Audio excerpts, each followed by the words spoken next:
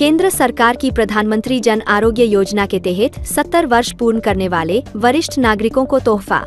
आइए जानते हैं क्या है केंद्र सरकार की योजना और किस तरह मिलेगा लाभ।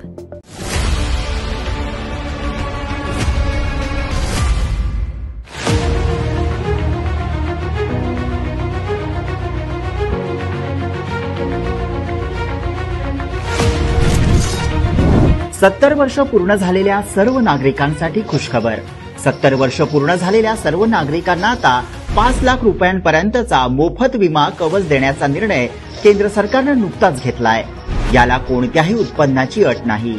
त्या निर्णयाचा फायदा 6 कोटी लोकांना मिळणार आहे।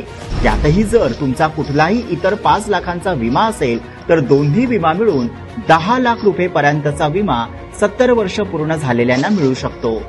योजनेचा लाभ कसा घेणार ते आता आपण समजावून घेऊ।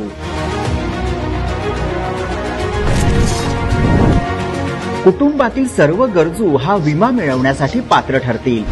एका कुटुंबात आता एकापेक्षा अधिक आयुष्यमान कार्ड देखील होऊ शकतात।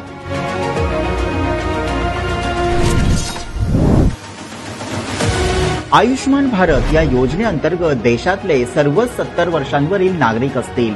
तसेच निराधार नागरिक, आदिवासी, दलित तसेच दिव्यांग नागरिक आणि जे असंघटित क्षेत्रात काम करणारे मजूर असतील ते देखील यासाठी पात्र आहेत। ऑनलाईन pmjay.gov.in या संकेतस्थळावर अर्ज करून पात्र आहे किंवा नाही हे देखील समजू शकतं। केंद्र सरकारच्या योजनेचे लाभार्थी सुद्धा लाभ घेऊ शकतात। या योजनेचा लाभ जे ज्येष्ठ नागरिक आधीपासून केंद्र सरकारची आरोग्य योजना घेत आहेत, जे माजी सैनिक अंशदायी आरोग्य योजना घेत आहेत आणि जे केंद्रीय सशस्त्र पोलीस दल तसेच इतर सार्वजनिक आरोग्य विम्याचा लाभ घेणारे देशातील नागरिक सुद्धा पात्र असतील। यासाठी केंद्र सरकारच्या अधिकृत www.pmjay.gov.in वेबसाईटवर भेट द्यावी। अधिकृत वेबसाईटच्या होम पेजवर एम आय एलिजिबल या ठिकाणी क्लिक करावे। त्यानंतर अर्जदारांच्या आधारशी जोडलेल्या मोबाईल क्रमांकासाठी OTP मागवावा।